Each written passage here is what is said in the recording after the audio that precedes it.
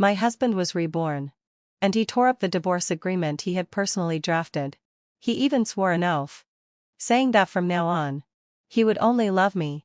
His first love, the so-called white moonlight, was nothing but a piece of trash. And he had long since let go of her. The divorce agreement had been prepared a long time ago. And we honestly disclosed our respective financial situations. Jason was even willing to pay me some more money and gave up the house. He said, "Yvonne, let's part on good terms." We made an appointment to go to the Civil Affairs Bureau to sign the divorce papers this afternoon. However, this morning when he woke up, he rushed into my bedroom, hugged me, and apologized profusely. Then he grabbed the divorce agreement and tore it to shreds.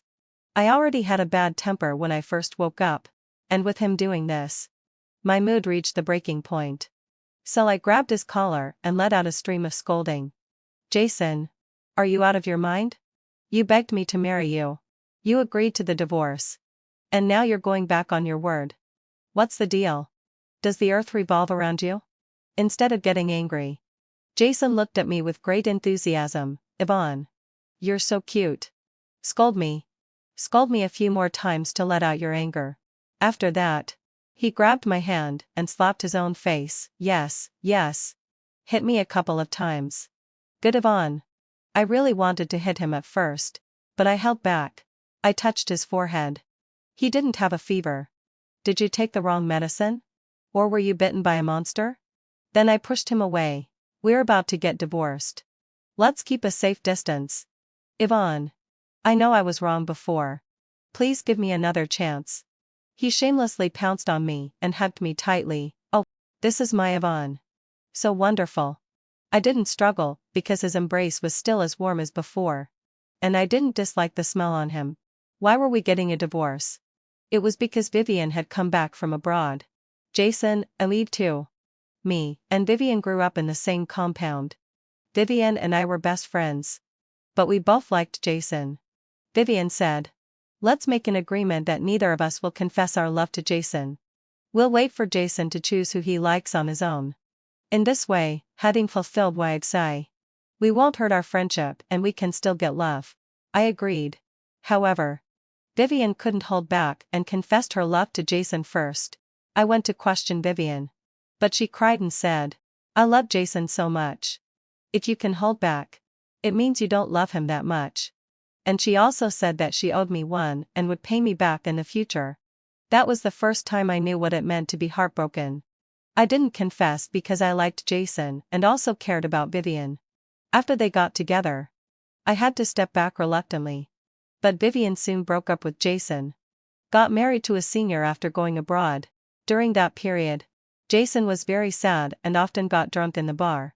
I went to comfort him. Once, we both drank a lot. He said, "Yvonne, do you dare to marry me?" I slurred, "I dare." On impulse, we got the marriage certificate and then continued to be together, turning a mistake into a reality. However, Vivian was still a thorn that lay between us. Now, she was back, single, and this thorn had finally stabbed into our hearts, reaching the point where it needed to be surgically removed. The next day after she came back was when I saw Vivian again. She happened to run into me at the coffee shop downstairs of my company. "Yvonne, I'm back," she said. "You should give Jason back to me." I picked up the water beside me and splashed it on her face. "Do you have any sense of shame? Is Jason a pet you left with me? Give him back to you?" However, she didn't get angry. Instead, she suddenly started crying. "I'm sorry. I know I was wrong back then. But I've always loved Jason." I took a deep breath and turned around. Jason was right behind me. Looking at Jason's struggling expression, I suddenly felt very tired. Maybe Vivian was right. I should give this Jason, who didn't love me in his heart, back to her. I was the one who proposed the divorce. For 3 years, without Vivian around, I could still pretend that Jason loved me the most.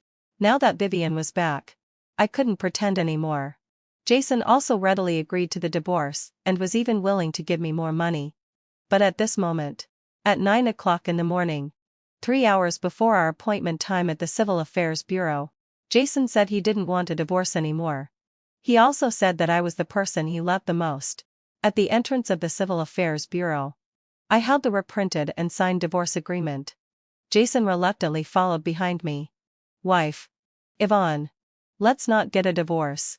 Okay? He kept begging. I walked straight to the window and handed in the materials. I want to go through the divorce procedures. Unexpectedly, Jason took a step ahead and snatched the materials back. He said to the clerk, "Sorry. We don't want a divorce anymore. I still love my wife." Damn it. I was so angry that my face turned red. The clerk was very happy and smiled, saying, "That's right. Young couples have conflicts, and you should know how to resolve them by yourselves. How can you get a divorce at every turn?" Jason brazenly held my hand and said, "Yes, Kazokazar. Yes, having fulfilled my obsession. That's right." When we stepped back from the window, we saw Vivian standing at the entrance looking around. When she saw Jason, she trotted over on her high heels. "Jason." As she spoke, she was about to hug Jason's arm. Unexpectedly, Jason dodged and hid behind me. And he looked at her in horror and said, "Don't come any closer." Vivian immediately put on a pitiful act. With tears streaming down her face, "Jason. What's wrong with you? Didn't we agree to get the divorce certificate today?" Jason tugged at my clothes and stuck his head out from behind me. "Nonsense. I won't divorce Yvonne. You should leave now and never come to find me again." Vivian's face turned from green to white, and then from white to purple. "Yvonne. What on earth did you do to Jason? How could this be blamed on me?" I reached out and pulled Jason out from behind me. "Jason. What kind of trick are you playing?" Who knew that Jason immediately hugged my waist and buried his head in my arms, shouting, "Wife. Protect me. Make this crying old hag disappear." Vivian's expression changed again. Obviously, she was more confused than I was at the moment. She reached out her hand, wanting to pull Jason out to take a look. Before her hand could touch him, Jason hugged me and shouted, "Wow. Her evil black hand is reaching out. Ah, it's going to touch me. Very good. He even has his own background music effect." I grabbed his head and turned his face towards Vivian. "Take a good look. This is the guy. Jason. Genuine without any fakes." There was nothing but shock in Vivian's eyes. She must not understand how Jason had changed from a cold and pretentious person to a funny and silly guy overnight. Unexpectedly, having fulfilled my obsession. As soon as Jason raised his head, he covered his face again. "I want to go home. Go home with my wife Yvonne." After that, he pulled me and walked towards the underground garage. I turned around and looked at Vivian, who was standing there in a daze. I felt a little sorry for her. Jason turned my head around. "Run quickly." I couldn't help asking him, "Wasn't Vivian your first love? Your white moonlight? Why do you seem to be so afraid of her now?" Jason stuffed me into the passenger seat and helped me fasten my seat belt. "By the way, my life started from this morning. Let's forget about the past and not mention it anymore. Okay?" I smiled and looked at Jason, then reached out and pinched the soft flesh around his waist. "Okay. Then you tell me what exactly happened to make you so different overnight." He fell silent. I probed further. "Did something happen related to Vivian?" He nodded. "No. It's something related to you." Jason was really stubborn and refused to say anything. I didn't make things difficult for him either. I took a day off today to get a divorce. But we didn't get divorced. And I still had to go back to work. But Jason also wouldn't let me go to work. He insisted that today was the day of the failed divorce attempt and that we should celebrate it. Jason, "Wet out a little sorry. Even if I've treated you like my own in these years. Don't go too far. After all, there's another saying that a dutiful son comes from under the rod." Jason gave me a glare and said, "I'll let you have the upper hand in words." Just as he was speaking, Vivian caught up and slapped the car window, shouting, "Jason. Did I do something wrong? I can change. Didn't we agree that after you got the divorce certificate, we would get the marriage certificate?" "Don't talk nonsense," Jason said. And then he said to me, "I didn't plan to get the marriage certificate with her. Who would believe that? Before yesterday, weren't you still liquidating the assets and drafting the divorce agreement?" I opened the car door and pulled Jason out of the car. There's no one else here. Come on. Speak your mind. Vivian took a step forward and looked at me earnestly. Yvonne. I know I'm sorry for you. But love is just so unreasonable. I've always liked Jason. And I can't let him go. Vivian was still Vivian. After not seeing her for a few years, her skill in making tea had become even more refined. I was just organizing my words when Jason rushed out like a mad dog. I'll say it again. I don't like you. I only like Yvonne. I'm Yvonne's lawfully wedded husband. Vivian had been refuted by Jason so many times today that she was probably a bit numb. Shock flashed across her face for only a second. And then her eyes were filled with tears. Jason, what's wrong with you? Did Yvonne do something to you? Don't be afraid. Tell me. So, having fulfilled my obsession. As long as what Jason said wasn't what she wanted to hear. It was because I had done something? Should Jason blink at the camera? Vivian. Yvonne. Am different from you. You can ignore our friendship and play dirty tricks to confess your love behind my back. You can get tired of one man and change to another. You can even have no sense of shame and come back for what you've given up. I disdain to do all these things. I said each word clearly. Regardless of how unpleasant Vivian's face looked, Jace and added recklessly, yes. Yvonne is the same on the inside and outside. Different from you. I turned to look at Jason, and you. I don't care what wrong medicine you took. The divorce that should happen still has to happen. I don't need to pick up the feelings that I've given up. Jason. Pretending to be crazy and stupid can't solve the problem. After that, I picked up my bag and left. But why couldn't I control my eyes? They kept watering. I don't know what Jason said to Vivian. But Vivian came to find me the next day. It was still at the coffee shop downstairs of my company. As soon as she saw me, she started crying. If you're just here to show off your crying skills, then I'm not going to accompany you. She reluctantly picked up a napkin and wiped her face. Yvonne. You have such a hard heart now. Thank you for the compliment. You played a big part in making me like this. She played with the coffee cup for a while and then suddenly said to me, if I hadn't confessed my love to Jason first back then, would we still be the best of friends? You don't know what kind of life I've had abroad these years. I knew she must be up to something bad. But I was still curious about what her purpose was. So, I just quietly watched her perform. At first, the senior was really nice to me. But as his work pressure increased, he started drinking heavily. Even worse.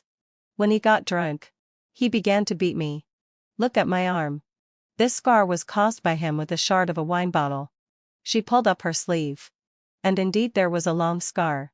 I didn't dare to call the police. In the end, I just found an opportunity to escape. Yvonne. You haven't been beaten. Have you? You surely have no idea how terrifying that feeling is. I didn't know whether what she said was true or false. But I was really shocked when I saw the wound. Yvonne. I know I was wrong. She reached out and placed her hand on mine. I narrowly escaped death and just want to spend the rest of my life with Jason. Go and talk to Jason. I've already signed the divorce agreement. I said as I pulled my hand away. You can't leave. She forcefully pulled my hand back and changed her attitude abruptly. Yvonne. If I can't live well, neither can you. This coffee shop is right downstairs from our company. And most of the customers are my colleagues. Vivian was crying and making a scene here. I felt many curious eyes turning towards us. And I wanted to take her away from here. She refused. While we were pulling and tugging, someone called out. Yvonne. What a coincidence. I turned my head and saw it was the new director. Steve. When Vivian saw him, she was stunned for a moment. Then let go of my hand, grabbed her bag, and said, Yvonne. I'm leaving now. Steve nodded at her, stepped aside, and made way for her. I was just about to go back to work. But Steve stopped me. I was just about to ask you something. Can I buy you a cup of coffee? I wasn't familiar with him, but I couldn't just refuse directly. So I sat down again and answered some questions he had about the company. Then for several consecutive days, Steve came to find me. Sometimes it was about work. And sometimes he just greeted me politely. When I got off work, the security guard gave me a bunch of flowers, saying that someone had sent them to me. I was a bit dazed holding the flowers. Just as I was about to look for the card to see who sent them, the flowers were taken away, and then thrown in a parabolic art into the trash can beside us. I looked up and saw Jason's face. He nervously grabbed my arm and said, "Don't accept gifts casually." Did he know something? What? Yvonne. Don't you like the flowers I sent you? Steve bent down and picked up the flowers. Jason immediately put his hand on my shoulder and said to Steve in a hostile tone, "Stay away from my wife." I pinched Jason and quickly apologized to Steve. "I'm so sorry. This is my husband. He has a low emotional quotient and doesn't know how to speak properly." Jason snorted and pulled me away. I had to turn back and apologize to Steve again. Steve, however, had good manners and kept smiling and saying it was okay. Jason, on the other hand, seemed like he had eaten two bombs and said to me, "Quit your job. Steve is not a good person." Jason kept chattering on about how bad Steve was and urged me to change my job quickly. I got annoyed and said, "He's not in the same department as me. Even if he's bad, it has nothing to do with me." "How can it have nothing to do with you? You'll be killed by him." I looked at him. His face was red, and it seemed that the words he just said were burning his mouth. "Jason, tell me more. You've been so abnormal these days. Could it be that you've been reborn?" I crossed my arms and looked at him. I had an incredibly realistic dream. In that dream, after we got divorced, you accepted Steve's pursuit and got together with him. He was diagnosed with the need for a kidney transplant, and you actually gave him your own kidney. After donating the kidney, your health was never good, and a simple cold took your life. After hearing this, I was completely confused. Was I really that love-struck? So, did I dig up all the wild vegetables on the mountain? Seeing my incredulous expression, Jason angrily flicked my forehead. Unexpectedly. Right? You're actually a love-struck person. I nodded. Steve is quite good-looking. Judging from his appearance, I might really. Jason got even angrier. What nonsense are you talking about? I absolutely won't allow you to be with him. Now that you've talked about me, talk about yourself. Did you get together with Vivian right after the divorce? No. His decisive answer made me a bit unsure. Didn't we get divorced because of Vivian? When I asked again, he refused to say anything more. Would you change your job? Stay away from Steve. Jason pleaded. I waved my hand. There was no need. I'm married now, and Steve won't have any ideas about me. So, when Steve came to find me the next day, I felt nothing. He stood in front of my workstation with his hands in his pockets, looking down at me. I looked up. From this angle, he was still good-looking. His appearance was really attractive. I had a good taste in my past life. You didn't like the flowers yesterday. Can I invite you to dinner tonight? He had a pair of almond-shaped eyes and looked at me expectantly. I nodded and agreed.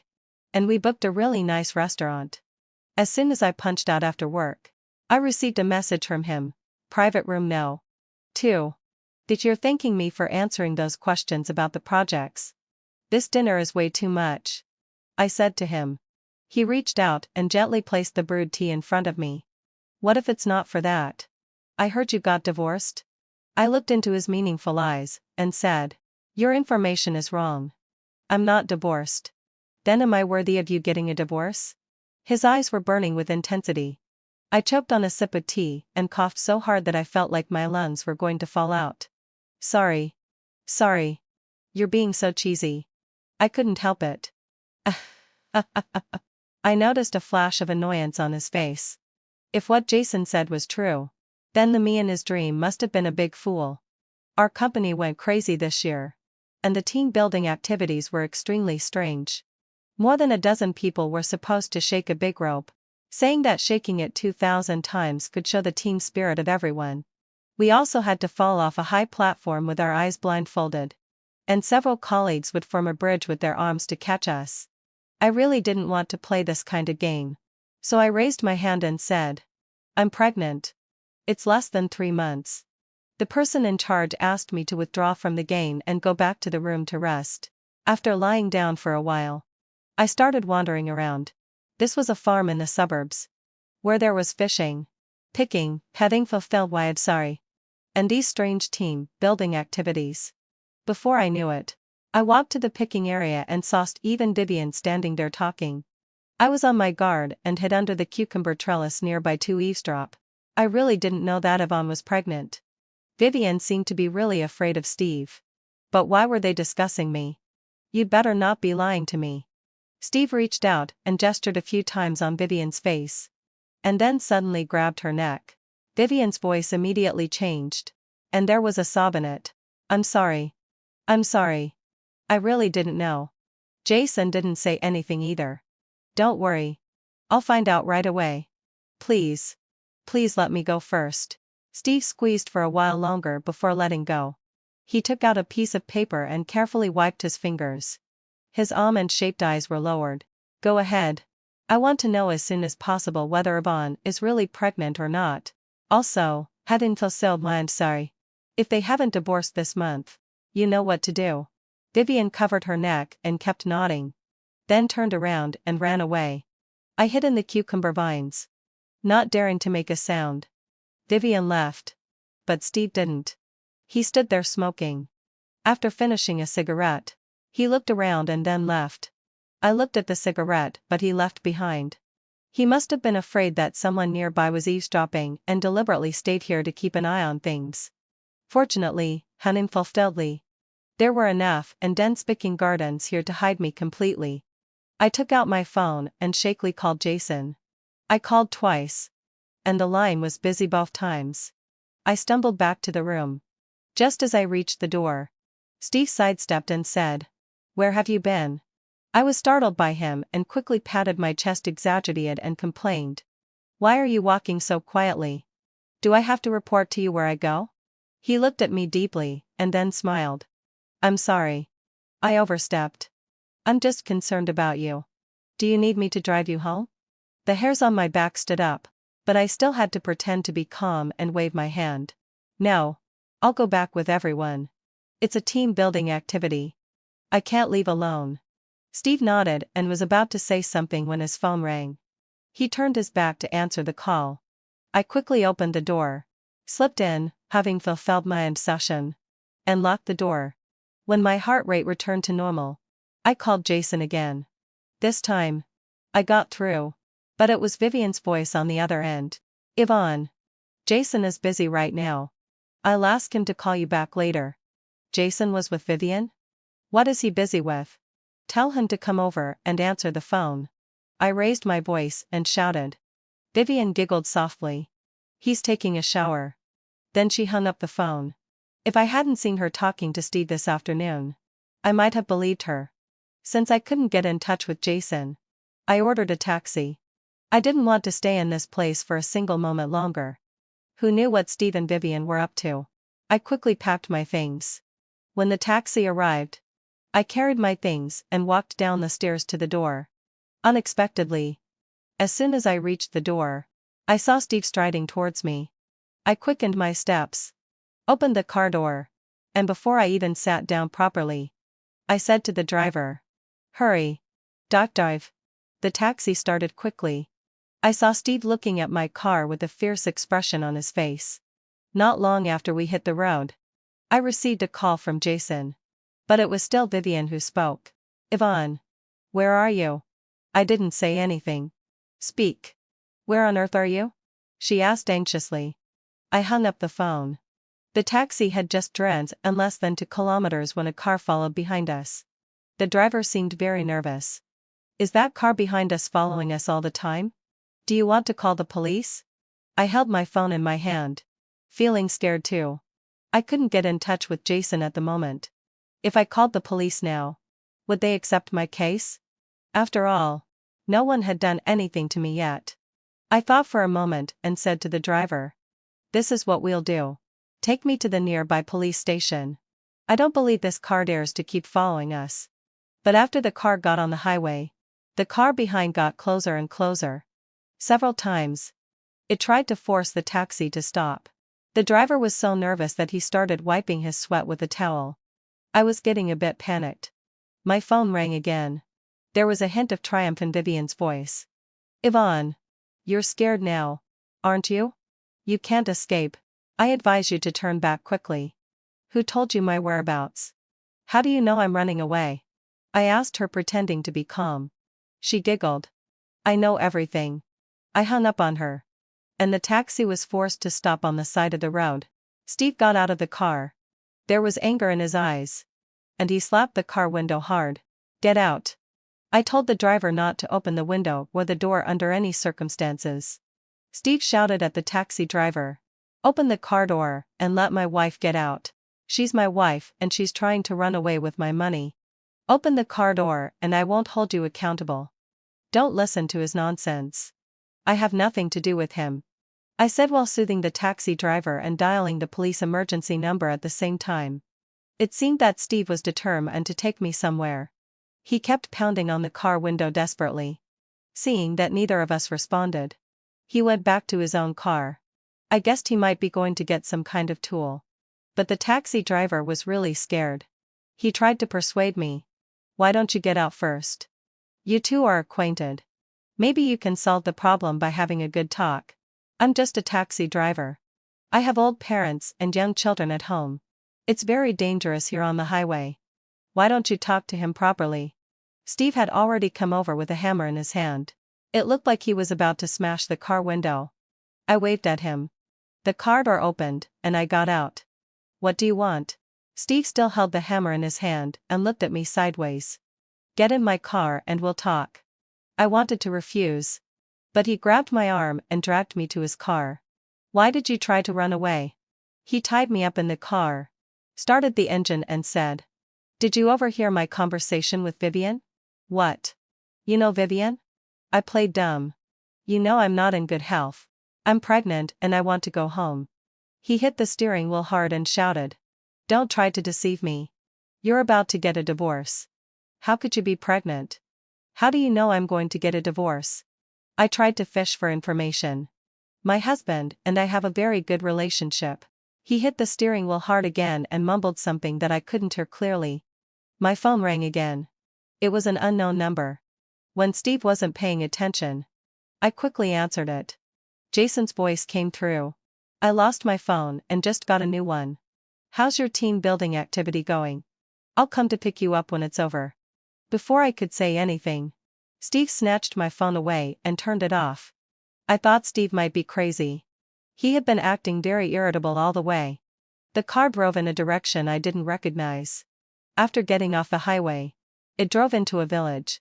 Steve stopped the car, grabbed me and took me into a deserted courtyard. He casually pushed open a door and tied me to a chair. What on earth do you want? Do you know that kidnapping is a crime? I shouted at him. Steve shook his head. His eyes bloodshot. It's all your fault. If you had obediently divorced Jason and been with me, none of this would have happened. I don't even know you. I wanted to find out what he and Vivian were up to. You'll get to know me soon enough, he said, reaching out and slowly running his hand across my face. I can't do whatever I want to you just yet. But it won't be long. Very soon. After saying that, he turned and left. I tried to move my wrists. But the rope was tied too tightly and I couldn't break free at all. This house seemed to be quite old. It was empty, with only a few dilapidated tables and chairs. I don't know how much time had passed when Vivian pushed the door open and came in. Seeing my sorry state, she was very pleased. Yvonne, how do you feel? What on earth do you two want? I pretended to be calm and tried to get more information from her. Vivian walked around me. He didn't even hit you? That's right. He can't hit you yet. I had a lot of questions in my mind, but I still had to carefully probe her. Vivian put aside her previous pretentious behavior and said to me sincerely, Don't be afraid. It will hurt a lot when he hits you at first, but later you'll get used to it and it won't hurt anymore. Steve doesn't like women who are too stubborn. You mustn't go against him. Did Steve beat you up? I asked her. Why didn't you call the police? What's the use of calling the police? I'm just a housewife with no job and no income. He's a famous surgeon in Chinatown. He has a high IQ, a high degree, and he's rich and respected. Her eyes sparkled with a strange light. What an honor it is to be his wife. But he's always not easy to please. After thinking for a while, she bent down and said to me, "By the way, do you remember when we both liked Jason and made an agreement not to confess our love? At that time, I knew you were a fool. We said we wouldn't confess first. And you really held back. I just wanted to see how long you could endure it. I never expected that even after I successfully confessed, you were still holding back. Why didn't you keep holding back? It would have been great if you and Jason hadn't gotten married when I came back. Then I wouldn't have had to spend so much time pestering Jason to make him divorce you. I thought Vivian might have some mental problems. But the information she revealed was quite substantial. Yvonne, you should be someone who's head over heels in love. Since Jason doesn't like you anymore, you could have accepted Steve's pursuit. But why did Jason suddenly refuse to get a divorce? I had clearly convinced him before. I told him that you didn't really like him. That you just liked the feeling of winning over me. He was so angry at that time. He even said he would go back and divorce you right away. She was about to say something more when Steve came back carrying a huge suitcase. Seeing Vivian, he was very unhappy. I told you to keep an eye on her. Who told you to talk so much nonsense? Vivian immediately cowered like a mouse seeing a cat and held her bag tightly in fear. No, I didn't say anything. Really? Did you abuse Vivian? I asked Steve. He laughed, and a strange smile appeared on his slightly pale face. Don't you think about yourself? You're worried about her? You're committing a crime. I warned him with my eyes. He burst into laughter. You women are all incredibly stupid. Do you know that I'm a foreign national? I got my green card a long time ago, and I'm not Chinese anymore. Vivian was so ridiculous when we were in the United States. I often beat her up, but she refused to get a divorce no matter what and didn't even call the police. Do you know why? Because she was afraid. Without me, she would lose her glamorous life. I haven't offended either of you. I was a bit scared seeing his look. Who asked you to have something I want? He reached out and gestured on my body. Unexpected. Right? Your good friend Vivian betrayed you. A few years ago, I found out that my kidneys were in a bad condition and I needed a kidney transplant. It was she who told me that your kidneys were a match for mine. To prove what she said was true, she found all of your medical examination reports from these years. I never expected that these two people were plotting to take my kidney. My surprised expression must have given him great pleasure. He put his arm around Vivian. This is your so-called good best friend. She volunteered to break up your family and let me pretend to pursue you, hoping that you would be willing to donate your kidney willingly. It turned out that in Vivian's eyes, I was just a lovasite and unlucky person. You shouldn't have gotten pregnant, Steve said. If you weren't pregnant, I could have waited for you for a while longer. After saying that, he opened the suitcase. I saw that it was densely packed with surgical instruments. Don't be afraid, he said as he put on his surgical gown. In principle, removing one kidney won't have a significant impact on your life. It's so dirty here. Aren't you afraid that the kidney you take out won't be usable? I struggled and asked. Steve put on his gloves. There's no other way. I don't want to wait any longer. After getting the kidney, I'll take a private jet abroad tonight. I'll also make sure that the kidney source won't be contaminated during the operation. Vivian came over and tried to tie me up again. I immediately kicked her with my foot to keep her from getting close. Steve cursed her for being stupid and then walked over himself, holding a syringe in his hand, which was probably anesthetic. I opened my mouth and shouted at the top of my lungs. Help! Someone is trying to kill me. Steve angrily kicked Vivian. She remained silent and stood quietly behind him. Steve grabbed my arm and tried to inject the anesthetic into my back. Just then, the door was kicked open. Jason came in with the police. I finally let out a sigh of relief. It seemed that I could be saved. Steve and Vivian were handcuffed. Vivian even turned to Jason and said, Jason, save me. Jason didn't even look at her. He ran over and asked me, what on earth happened? I went to the police station with them and told them everything I knew in detail. Jason said that after he lost his phone, he immediately got a new one. Then he found that his original phone hadn't been turned off, according to the location. He found that the phone was constantly moving and wouldn't answer calls. When he called me and my phone was suddenly turned off, he realized that something was wrong and quickly called the police. Most importantly, the taxi driver drove the car directly to the police station, told them my situation in detail, and also reported Steve's license plate number. However, after a psychiatric evaluation, it was found that Vivian had delusional disorder and she was indeed mentally ill. It turned out that after Vivian married Steve started to abuse her. But she had been enduring it for some reasons. Her behavior not only led to her own mental illness but also fueled Steve's violent tendencies. When he found out that he needed a kidney transplant, his first thought was actually to use Vivian's kidney. However, Vivian's kidney wasn't a match. In order to save Steve, Vivian thought of me and found my medical examination reports. I had a very good relationship with Vivian. I had sent her my medical examination reports before, and she even knew my ID number.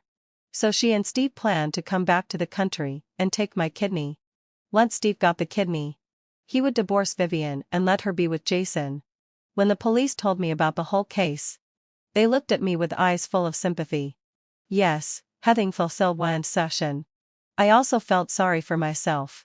I hadn't provoked anyone. I just had a so-called good best friend who pushed me to the brink of death.